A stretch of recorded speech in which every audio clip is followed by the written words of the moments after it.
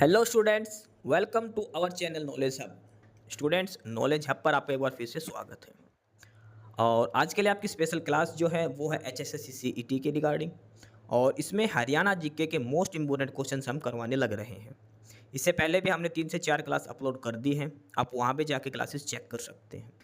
साथ के साथ अब हम हरियाणा के करंट अफेयर की क्लास भी डालने लग गए हैं। हर महीने के हिसाब से करंट अफेयर डालेंगे। एक क्लास अपलोड कर रखी है सितंबर महीने की, उसके 2 पार्ट्स हैं। पहला पार्ट अपलोड कर दिया, दूसरा भी अपलोड कर देंगे आज।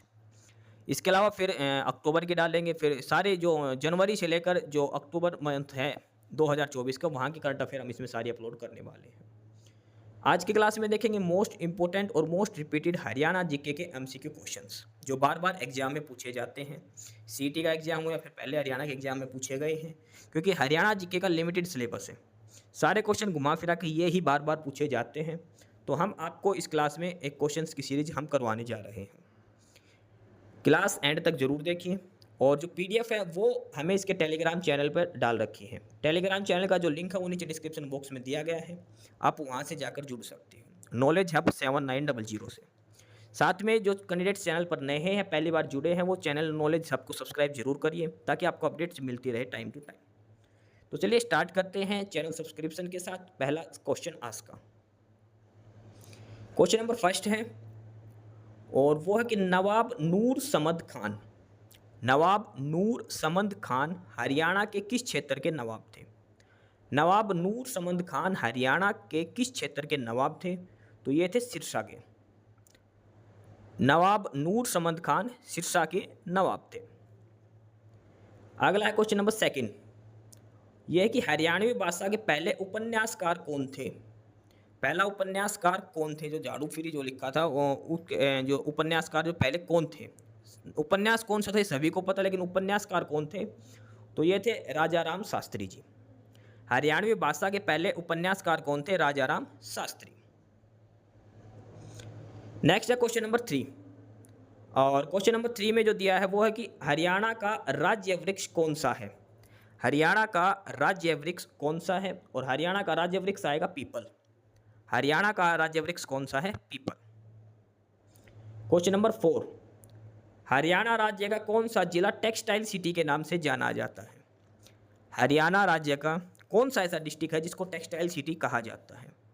देखो, टेक्सटाइल मिल एक तो भिवानी के अंदर बीटीएम भिवानी टेक्सटाइल मिल, लेकिन जो टेक्सटाइल सिटी के नाम से जिसको जानते हैं वो है पानीपत डिस्ट्रिक्ट।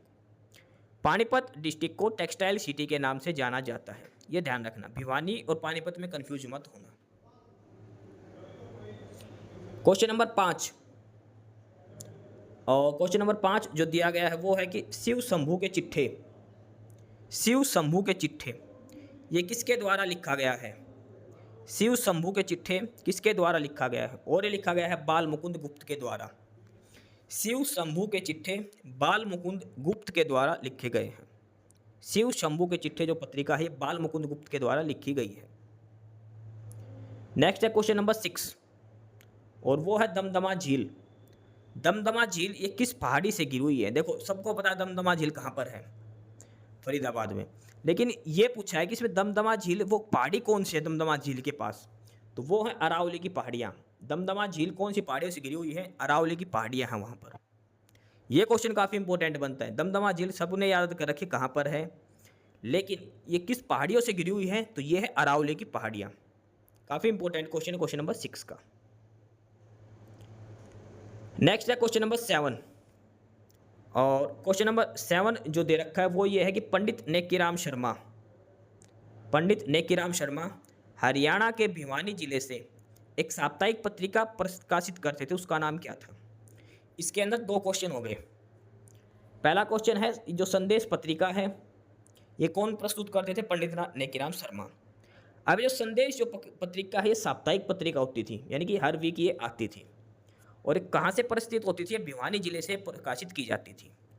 पंडित नेकीराम शर्मा जो संदेश जो साप्ताहिक पत्रिका है ये भिवानी जिले से प्रकाशित करते थे। एक ही क्वेश्चन के अंदर 3 से 4 क्वेश्चन इसके अंदर बने हुए हैं।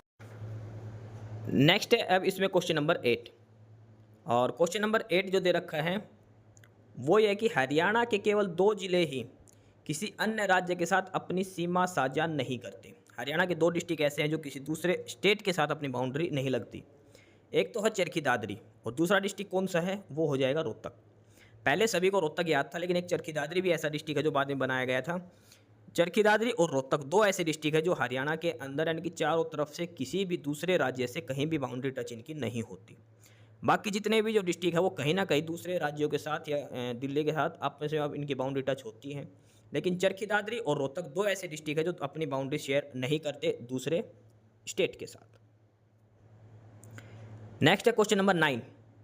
क्वेश्चन नंबर 9 है कि 1969 में हरियाणा की दूसरी भाषा कौन सी थी, आधिकारिक भाषा दूसरी कौन सी, पहले तो थी हिंदी, पहली भाषा थी हिंदी, लेकिन दूसरी भाषा कौन सी थी। अब इसमें कंफ्यूज हो जाते हैं, कई पंजाबी लगा देते, पंजाबी नहीं है। 1969 में जो हरियाणा की जो दूसरी आधिकारिक भाषा थी वो थी तमिल। 1969 में हरियाणा की दूसरी जो आधिकारिक भाषा बनाई गई थी वो तमिल बनाई गई थी। ये क्वेश्चन काफ़ी इंपॉर्टेंट है इसका। नेक्स्ट है क्वेश्चन नंबर 10 और ये कि हरियाणा के करनाल जिले से माता प्रकाश कौर कल्याण केंद्र किस अपंगता को उपचारित करता है। करनाल डिस्ट्रिक्ट में एक कल्याण केंद्र है, हेल्थ सेंटर है, और वो है माता प्रकाश कौर हेल्थ सेंटर। यहाँ पर किस बीमारी का इलाज किया जाता है, और ये है वाक एवं श्रवण अपंगता, जो बोलने और सुनने में जिनको दिक्कत होती है उनके लिए ये कल्याण केंद्र काम करता है। करनाल डिस्ट्रिक्ट के अंदर है माता प्रकाश कौर हेल्थ सेंटर, वाक एवं श्रवण अपंगता। अगला क्वेश्चन काफ़ी अच्छा क्वेश्चन है कि हरियाणा में किस पुष्प की सर्वाधिक खेती होती है। हरियाणा में कौन सा फूल सबसे ज़्यादा बोया जाता है जिसकी खेती सबसे अधिक होती है, और वो है गेंदा। गेंदा का फूल जो है वो सबसे ज़्यादा हरियाणा के अंदर बोया जाता है, सबसे ज़्यादा खेती हरियाणा में गेंदा के फूल की होती है। नेक्स्ट है क्वेश्चन नंबर 12। क्वेश्चन नंबर 12 है हरियाणा के किस शहर को वैज्ञानिक उपकरणों का शहर के नाम से जाना जाता है। वैज्ञानिक उपकरणों का शहर के नाम से किस शहर को जाना जाता है, और ये है अम्बाड़ा डिस्ट्रिक्ट को। अम्बाड़ा डिस्ट्रिक्ट को वैज्ञानिक सिटी के नाम से, साइंटिफिक जो मिलते हैं इक्विपमेंट्स वो जानते हैं। इसके अलावा अम्बाड़ा को मिक्सी सिटी भी कहा जाता है। ठीक है, तो वैज्ञानिक उपकरणों का शहर जो कहा जाता है वो है अम्बाड़ा डिस्ट्रिक्ट को। अम्बाड़ा डिस्ट्रिक्ट को वैज्ञानिक उपकरणों का शहर कहा जाता है। स्टूडेंट्स, ये यहाँ पर अपना टेलीग्राम लिंक यहाँ पर दिया गया है, आप टेलीग्राम चैनल से जुड़ सकते हैं, और साथ के साथ आप अपना यूट्यूब चैनल सब्सक्राइब जरूर कर लें। लिंक दोनों का सेम है, नॉलेज हब 7900। PDF वगैरह के लिए आपको नई अपडेट्स के लिए टेलीग्राम चैनल जरूर ज्वाइन कर लें, वहाँ पर आपको PDF वगैरह इस क्लास की मिलती रहेंगी। अगला है क्वेश्चन नंबर 13। क्वेश्चन नंबर 13 है बलजिंदर कौर को किस फिल्म में उनकी भूमिका के लिए सर्वश्रेष्ठ सहायक अभिनेत्री का राष्ट्रीय फिल्म पुरस्कार मिला है। सर्वश्रेष्ठ सहायक अभिनेत्री के लिए बलजिंदर कौर है, उनको किस फिल्म में उन्होंने भूमिका की थी जो इनको अवार्ड मिला है, और ये जो आई थी पगड़ी द ऑनर, जो सनी देओल की जो मूवी थी पगड़ी द ऑनर, उसके लिए इनको सर्वश्रेष्ठ सहायक अभिनेत्री का अवार्ड दिया गया है बलजिंदर कौर को। अगला क्वेश्चन है क्वेश्चन नंबर 14 और वह कि हरियाणा के किस शिक्षाविद ने केरल के राज्यपाल के रूप में शपथ ली कार्य किया है, और वह स्वरूप सिंह। स्वरूप सिंह हरियाणा से है, इन्होंने केरल के जो गवर्नर के रूप में इन्होंने कार्य किया है, स्वरूप सिंह ने। अगला क्वेश्चन है, ये एक चीज करना, इस क्वेश्चन में पूछा है कि सिंचाई विभाग का मुख्यालय कहाँ पर है। सिंचाई विभाग का मुख्यालय कहाँ है, तो आप एक बार सभी जो डिपार्टमेंट्स हैं उनके हेड ऑफिस याद रख लेना। 90% के पंचकुला में हैं, कुछ के चंडीगढ़ में हैं, और एक दो के जैसे भिवानी बोर्ड का तो भिवानी में, Haryana board of school education का भिवानी हो गया, और जैसे DHBN का हिसार के अंदर हो गया। इसके अलावा एक दो हैं जो गुड़गांव में इनके हेड ऑफिस हो सकते हैं, अदरवाइज 90% जो हैं वो पंचकुला के अंदर हैं। अगर आपको तुक्का लगाना है किसी में तो पंचकुला के साथ जाइए, बाकी आप चंडीगढ़ के साथ जाइए। अगला है क्वेश्चन नंबर 16। हरियाणा के किस जिले में विरासत टैग वाले पेड़ों की संख्या सबसे अधिक है। विरासत टैग वाले पेड़ों की संख्या सबसे अधिक है, और वो है रेवाड़ी डिस्ट्रिक्ट के अंदर।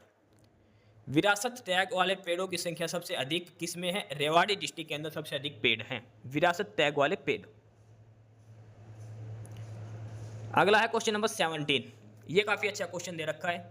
ये है हाली अवार्ड किसके द्वारा दिया जाता है। हाली जो पुरस्कार दिया जाता है वो किनके द्वारा दिया जाता है, तो ये दिया जाता है हरियाणा उर्दू अकादमी के द्वारा। हाली पुरस्कार है ये हरियाणा उर्दू अकादमी द्वारा दिया जाता है। हाली पुरस्कार हरियाणा उर्दू अकादमी। अगला है क्वेश्चन नंबर 18 और ये एक गीत है देसा में देश हरियाणा। देसा में देश हरियाणा, इसके लेखक कौन है। देशा में देश हरियाणा, और इसके जो लेखक है वो है उदय भानु हंस। काफ़ी इंपॉर्टेंट क्वेश्चन है ये, उदय भानु हंस। देशा में देश हरियाणा, इसके जो लेखक हैं वो है उदय भानु हंस। अगला है क्वेश्चन नंबर 19, कौन सी हरियाणा की सबसे बड़ी झील है? सबसे बड़ी झील है दमदमा झील। अब दमदमा झील पर हमने क्वेश्चन किया था अभी, दमदमा झील सबसे बड़ी झील है, ये हमें पता लग गया, लेकिन कौन सी पहाड़ियों से घिरी हुई है ये हमने अभी ऊपर किया था, ये घिरी हुई है अरावली की पहाड़ियों से।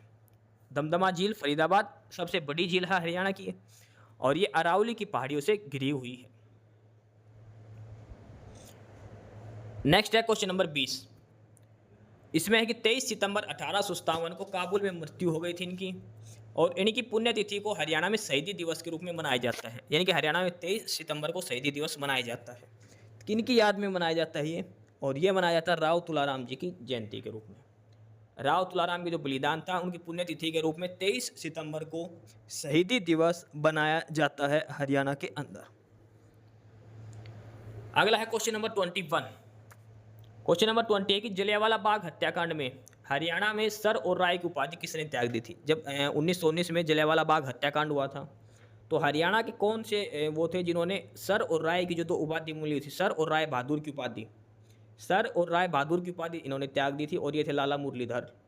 जलियांवाला बाग हत्याकांड के विरोध में इन्होंने सर और राय बहादुर की उपाधि दोनों ही इन्होंने त्याग दी थी, लाला मुरलीधर ने जलियांवाला बाग हत्याकांड के विरोध में सर और राय बहादुर की उपाधि त्याग दी थी लाला मुरलीधर ने।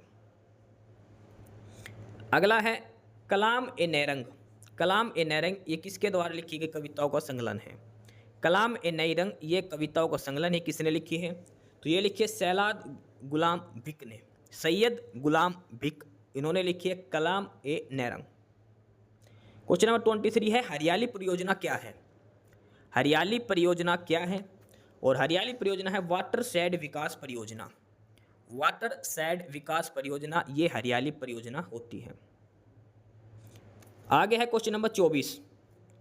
क्वेश्चन नंबर 24 काफ़ी इंपॉर्टेंट है। ये है एक हवा सिंह जो प्लेयर है एथलेटिक्स, इन्होंने 1966 और 1970 में एशियाई खेलों में गोल्ड मेडल जीता था।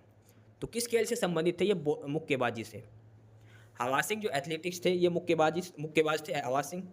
इन्होंने 1966 और 1970 दो जो एशियाई गेम्स हुए थे इसमें गोल्ड मेडल जीता था, और दोनों ही जो एशियाई गेम्स हुए थे थाईलैंड के बैंकॉक के अंदर हुए थे। 1966 और 1970 के जो एशियन गेम्स हुए थे जिसमें हवा सिंह ने मुक्केबाजी में बॉक्सिंग में गोल्ड मेडल जीते थे लगातार, तो ये दोनों हुए थे बैंकॉक थाईलैंड के अंदर। Question number 25। 2011 की जनगणना के अनुसार हरियाणा की जो पॉपुलेशन डेंसिटी वो कितनी है? जनसंख्या घनत्व कितना है प्रति वर्ग किलोमीटर? तो हरियाणा का जनसंख्या घनत्व 573 स्क्वायर किलोमीटर। हरियाणा का जनसंख्या घनत्व 573 वर्ग किलोमीटर 2011 की जनगणना के अनुसार। हरियाणा का जनसंख्या घनत्व है 573, 2011 की जनगणना के अनुसार 573 प्रति वर्ग किलोमीटर हरियाणा का जनसंख्या घनत्व दिया गया है। और 2011 की जनगणना के अनुसार हरियाणा में जो साक्षरता दर वो कितनी है, यानी कि पढ़े लिखे कितने हैं, वो है 75.6। जनगणना 2011 के ही डाटा चलेंगे क्योंकि 2021 में हुई नहीं, अब आगे होने वाली है वो, इसलिए 2011 का ही डाटा चलेगा। तो 2011 के हिसाब से जन डेंसिटी कितनी थी? 573 थी, और साक्षरता दर कितनी है? 5। इसके बाद नेक्स्ट है क्वेश्चन नंबर 27। क्वेश्चन नंबर 27 है, और इसमें है कि यह झील हरियाणा में असोला भट्टी वन्य जीव अभ्यारण्य का एक भाग है।